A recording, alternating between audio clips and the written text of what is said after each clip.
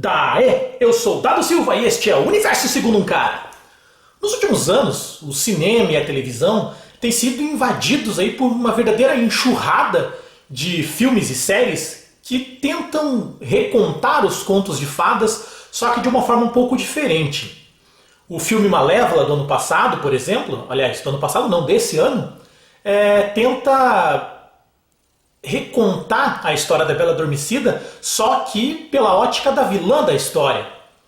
A Branca de Neve e o Caçador, de 2012, João e Maria e Frozen, do ano passado, e o ainda inédito Cinderela, que deve chegar aos cinemas no começo do ano que vem, atualizam esses contos, substituindo as mocinhas, que até então não passavam de donzelas, quase sempre inocentes e indefesas, substituir ela por mulheres mais fortes, mais determinadas, verdadeiras guerreiras que assumem o papel de heroínas na história. Na televisão, séries como Grimm e Once Upon a Time trazem esses contos para o mundo real, usando de uma abordagem um pouco mais adulta. O que muita gente talvez não saiba é que lá no início da década passada, o artista americano Bill Willingham já tinha aproveitado todos esses elementos para criar uma série em quadrinhos, um verdadeiro universo ao mesmo tempo fantástico e encantador, e que acabou se tornando uma das obras mais influentes das últimas décadas. Amiguinhos, se segurem, porque hoje é dia de falar de fábulas.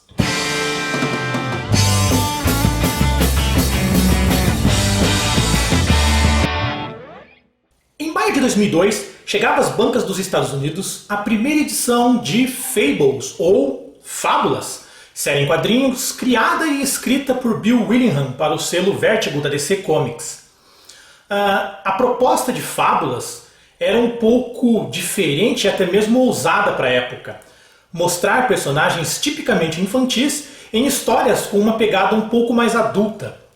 Em Fábulas, os heróis e princesas dos contos de fadas clássicos são retratados despidos daquela máscara, daquela aura tão típica dos filmes da Disney, e passam a ser mostrados como gente comum, com qualidades, defeitos, envolvidos em tramas de assassinato, problemas familiares, politicagem, até mesmo sexo e traição.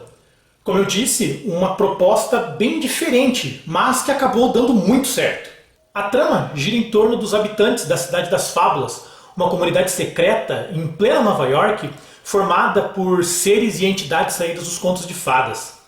As fábulas, como essas entidades se autodenominam, começaram a chegar no nosso mundo centenas de anos atrás, depois que um exército de monstros, liderados por uma criatura conhecida apenas como o Adversário, passou a invadir as terras natais delas.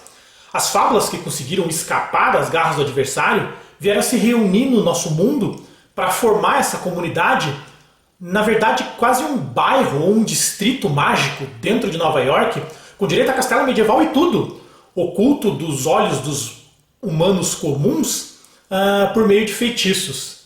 Eles possuem leis e tradições próprias, das quais a mais importante é a que uma fábula jamais vai poder revelar para um mundano mortal, que é como eles chamam, a nós, humanos comuns, sua natureza mística. E também jamais podem cometer algum ato que possa vir a revelar a existência da comunidade das fábulas no nosso mundo. Além da Cidade das Fábulas, existe ainda uma segunda localidade chamada de A Fazenda. É um local destinado para aquelas fábulas que não possuem ou não conseguem assumir uma aparência humana. A princípio, a Fazenda deveria servir simplesmente como uma localidade paralela à Cidade das Fábulas. Mas, com o tempo que se viu, é que os habitantes da Cidade das Fábulas acabam tendo muito mais privilégios e regalias do que os moradores da Fazenda. O Bill Willingham traça aqui um paralelo muito interessante e genial entre as fábulas animais da Fazenda e as minorias da nossa sociedade. No universo de fábulas, tanto faz se você é uma fábula humana ou uma fábula animal, perante a lei você é simplesmente uma fábula, com os mesmos direitos e as mesmas obrigações do que qualquer outro membro da sociedade. Na prática, porém, as fábulas animais acabam tendo muito mais obrigações e tendo que lutar muito mais para fazer valer o mínimo de seus direitos perante as fábulas humanas. A verdade é que os príncipes e princesas da Cidade das Fábulas enxergam as fábulas animais da fazenda como seres inferiores, achando um absurdo e até mesmo graça quando as fábulas animais tentam fazer valer os seus direitos ou as suas opiniões. É a mesma coisa que acontece na nossa sociedade, que por trás desse manto de hipocrisia enxerga sim as minorias, sejam os negros, os homossexuais, os indígenas, como seres inferiores, como animais cujas opiniões e direitos não valem ou não deveriam valer tanto quanto os direitos e opiniões de uma elite. Nós tivemos um ótimo exemplo disso recentemente aqui no Brasil mesmo, logo após os resultados das eleições presidenciais, pela forma como as fábulas do sul e do sudeste do país trataram as fábulas do nordeste.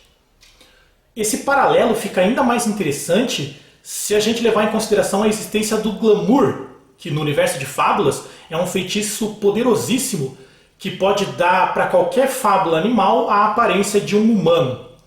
O problema é que esse é um feitiço extremamente caro, e é aí que está a grande sacada. Se você quiser ser bem visto perante a sociedade, se quiser andar ombro a ombro com os príncipes e princesas da Cidade das Fábulas, você só precisa ter muito dinheiro, porque o dinheiro vai lhe dar o glamour necessário para você fazer o que precisa, para você fazer o que quiser. Sendo que caráter e moral são características absolutamente secundárias para isso. Fábulas é repleto de personagens fantásticos e inesquecíveis. Alguns mais famosos, como o Bigby, ou o Lobo Mau, que é o xerife da Cidade das Fábulas, a Branca de Neve, que faz as vezes de vice-prefeita, o João do Pé de Feijão, que é um belo de um trambiqueiro, outros personagens já não tão conhecidos assim aqui no Brasil, como o Garoto Azul ou a Bruxa Baba Yaga, mas que acabam se tornando igualmente inesquecíveis. Lá fora, Fábulas se tornou rapidamente um enorme sucesso de público e crítica, tendo ganhado aí nesses últimos 12 anos mais de 20 prêmios Eisner, que é simplesmente o Oscar da indústria dos quadrinhos. Aqui no Brasil, desde 2012, a Panini vem publicando estes encadernados de fábulas, compilando arcos fechados de histórias num único volume. Esse volume 1 aqui, por exemplo, reúne as edições de 1 a 5. Já foram lançados, até o momento aqui no Brasil, 19 volumes, o que equivale até a edição 129 americana.